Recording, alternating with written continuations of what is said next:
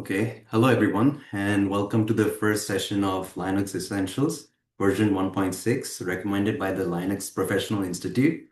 And today we'll be discussing topic 1, Linux community and a career in open source. Next slide. All right, so before we head into the topic, I'd like to introduce a bit about myself. My name is Ulysses. I'm in, I'm on I work as an AI HPC specialist on the AI hosting hub company, and I have 1 year in data science operations and 4 years in web development. And I currently possess certifications like LPIC1, LPIC2, and Fortinet and ECFC. Should you want to reach out to me any further, you can contact Udorado at aihostinghub.ae. And what you'd be getting out of this plan is the concepts, the history, and core theories. So I'll be giving you guided demos as well, which in turn you'll be able to get your hands on labs, and we'll have dedicated time for the Q&A session at the end. Okay, now, so let's dive into the topic, shall we? Now, before we head in, let me give a brief understanding of what Linux is. It's an open source operating system which acts as a software that handles the CPU, memory, and storage. Yeah? So in other words, it's present in every single technology, ranging from our smart home devices and mobile devices too. So in this topic, we'll be covering the 4 key areas. That is the history, like where did Linux start from, and then the distributions, like why are there multiple versions of Linux, and what's the difference between them. The embedded systems, like I mentioned earlier, like running on all your devices, and the final one being Linux's role in the cloud. So let's start with the timeline. In the 1970s, the researchers at AT&T Bell Labs developed an operating system called Unix, which paved the way for modern computing. Like they made manipulation for users, shell commands, and they started building small programs for all these big tasks on the computer. And because of this, all these capabilities, it will give rise to another OS operating systems called Linux. And from there, they also made Mac OS, Windows as well. So, and which they eventually called it the Unix era. So now moving on to 1991, a Finnish computer science student called Linus Torvalds was using a Linux system called Minix, which helped him create Linux kernel. So in that, it was like very free and easily available for every user. So that in turn allowed the developers and other companies to build on the system, adding the softwares, the installers, and other tools and multiple contributions on it, which gave rise to the distro boom. This, also known as the Linux distributions, which were introduced from 1993 to 2004. Now, in this period, we saw the rise of distributions like Debian, Red Hat, SUSE, and finally, Ubuntu, which arrived in 2004. Over here, the ecosystem matured, like the package managers, tools, installers, and desktop system environments improved and made Linux usable for any purpose. And today, it's all around you. It's in 90% of the cloud systems, your mobile devices, Android operating systems, IoT devices, and supercomputers too. It's basically everywhere. Now we'll be talking about the major distribution families. Think of it like this. All of these families have a common base, and they have their own tools and package management systems. So let's dive in. First, we have the Debian family that is founded in 1993, a community-driven project that is focused on stability and free software principles. It's stable, reliable, and free. And many distributions were actually built from this. Then we have the Ubuntu that was released back in 2004 and based on Debian as well. It is designed to be user-friendly and often comes with regular releases and offers long-term support, which is maintained like 5 years or so, every 5 years. And it's very reliable for work or running any sort of service. Next up is Linux Mint as well. That's built from Ubuntu, which is derived also from Debian, and it's more desktop friendly And especially if you're coming from a Windows background, it's very helpful. Moving on to the ecosystem tools. So the package format for Debian is .db. In Linux terms, the package would be a software bundle. And it's a file that contains a program and any additions you need to install on the system. So for the installation of the system, this is where the package managers come in. And we have two kinds, the dpkg, a low-level tool which installs or removes the .db packages and gives information on them. Then the apt or the apt-get, like it's like a higher level tool. It automatically takes care of the dependencies. And you won't have to worry about it at installing all the extra packages manually. So if you just type apt install and then the package name, it'll fetch all the packages and then handle all the installation easily from there, like from start to finish. Then moving on to the Debian infrastructure.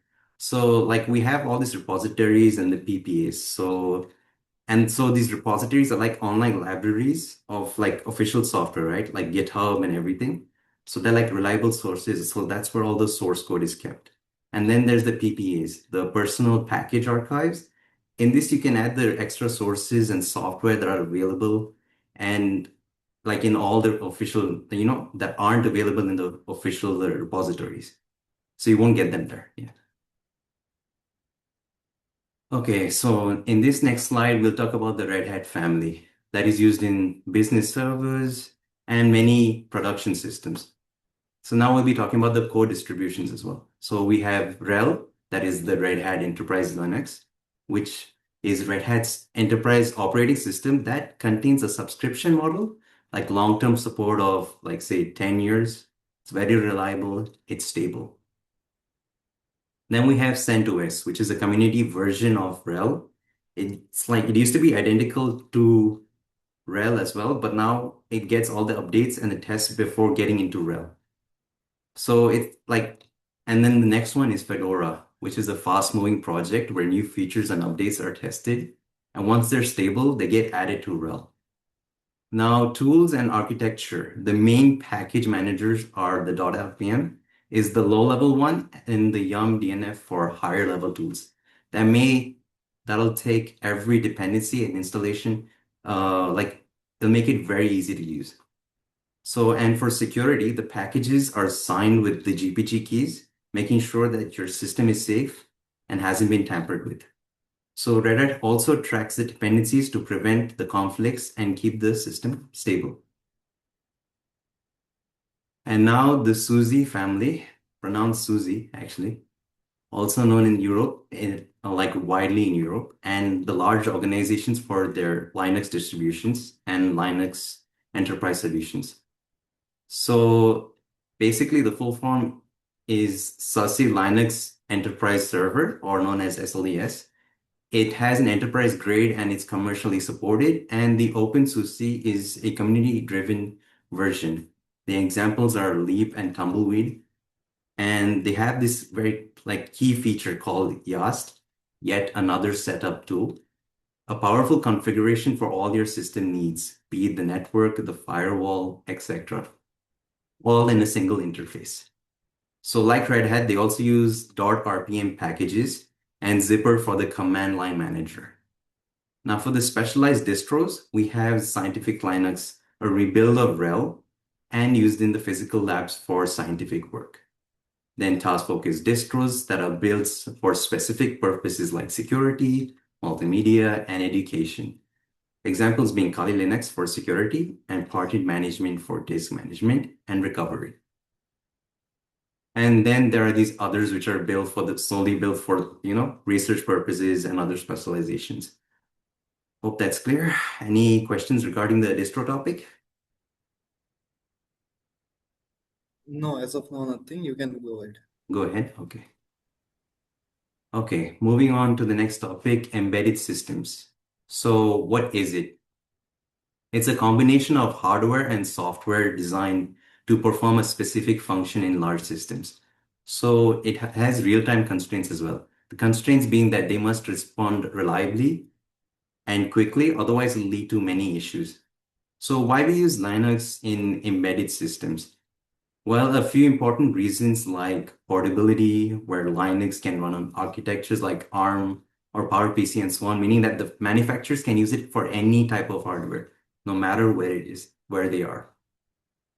Then a small footprint can be stripped down to a very small size, even less than 2 MB, so it doesn't have to take that much memory or storage. Then driver support, like Linux supports a huge range of hardware devices, which makes it easier to connect to displays, storages, and other components. So now about the licensing, as you know, it's open source, there's no payment of fees needed, and companies can customize it however they want. So where do we use embedded Linux on our everyday lives? We can, you know, see them in applications, the infotainment screens in cars, smart TVs, medical devices, IoT, and smart home devices. So from this slide, we can easily sum up that Linux can power anything from smartwatches to supercomputers. Now we're coming on to the next slide, Android, the most deployed operating system in the world. So it acts as a software built on a modified Linux kernel. You can not only find it on your phones, but also in tablets, watches, cars, and even IoT devices. So the modified Linux kernel for Android isn't the same as what we get on our desktop distributions. Why? Because it's needed for for desktop, you need a lot of power and everything, but for phones, you don't need that much power. You just need memory optimization and other capabilities as well. So Linux is built underneath all this. And then we have AOSP, Android Open Source Project. It's an open source software where anyone can build, modify, and download. But most phones in these days don't ship with AOSP, as they include Google mobile services for things like Play Store, Android, YouTube, and Google Maps, all which require a license from Google. Okay. Next, we'll talk about Raspberry Pi. Not sure if many of you have seen this green board before, but like Raspberry Pi is a low-cost credit card size computer that connects to a monitor and your keyboard, like Arduino or any of these sort of projects if you've played it in university. If not, we can go on. So Raspberry Pi has an ARM-based device which consumes low-power GPIO, which is a general purpose input-output pins with the help of the interactivity like sensors, LEDs, motors, and other hardware. Hence why it's popular for electronics and embedded projects. Now let's talk about the operating system, Raspberry Pi OS, or formerly known simply as Raspbian. So it's a Debian-based system, which means that it inherits the stability and the package management from Debian, but it's optimized for Raspberry Pi's ARM architecture. Like it's been fully optimized. And it's been used in labs for learning, in schools and universities. Also, it's used in prototyping, hardware projects, lightweight servers, and research as well. So to sum up Raspberry Pi, it demonstrates how Linux can make a powerful computing in accessible for anyone. Moving on to the next one. Okay, now we've come to a very important topic, the cloud. So anything we use online today runs on the cloud one way or another. So what is cloud computing exactly? Well, all it means is it's simply consuming computing resources like storage, network space, like over the internet on demand. So there are three types of resources. First one we have is compute, which has the virtual machines and containers. So like this is where your application runs, and then the network we have virtuals, private clouds and load balancers that control traffic and connectivity. Then we have storage, which has object storage and cloud storage.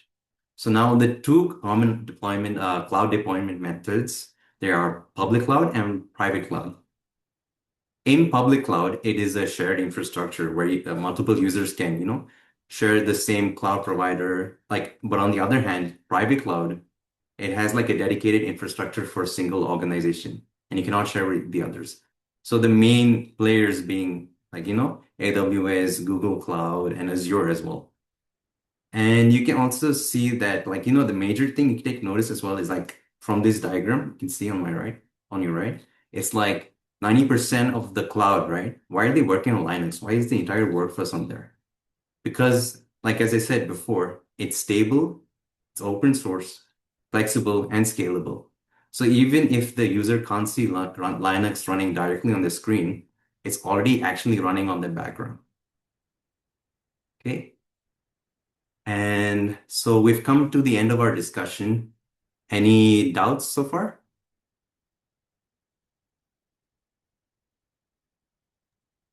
All good. All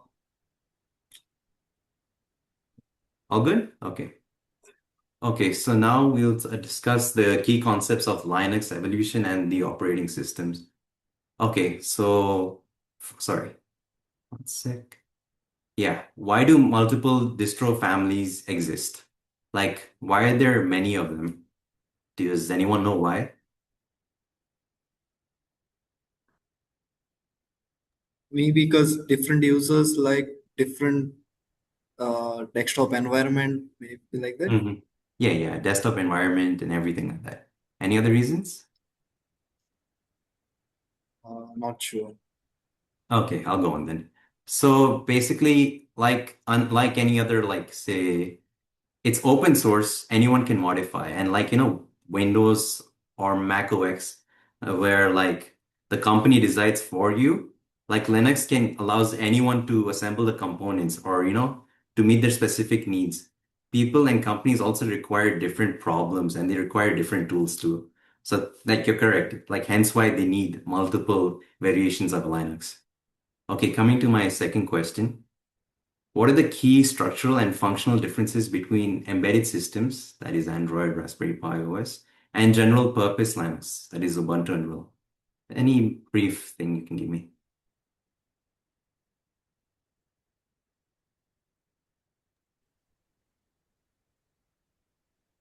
No idea of this, but Raspberry Pi, I think it is for like custom development and all. Okay, correct. Yeah, so basically in the embedded systems, you can run any application, you can multitask and everything, and you can run multiple windows. And you can you can also use your mouse, keyboard, anything with it. But for like the Linux, the general purpose Linux, like it's only like one function. Like say you have an ATM screen. It's only meant for a fixed purpose. You can't do any changes or anything. It's meant to do that specific function again and again. And also when I'm talking about the structural and functional part, like say if you were to unplug a general purpose one, you risk corruption. So say if I were to unplug Ubuntu or anything, yeah, basically, I would risk everything. Like I would lose everything. But if it's on an embedded system, everything is stored on a RAM. It's everywhere. It's on your Android and everything. So you won't lose anything. It's always stored there. The chances of being there are highly likely. Like it's there. Okay, the third one. So what specific, sorry, just an issue. One sec.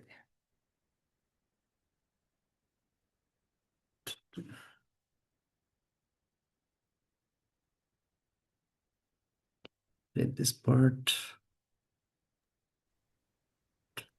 Issue with Zoom or something? It's with Zoom, but it's like it's the messed up version. One sec. Oh, okay, okay, okay. Wait, did it not record? Oh, it's still recording. Okay. So, where was I?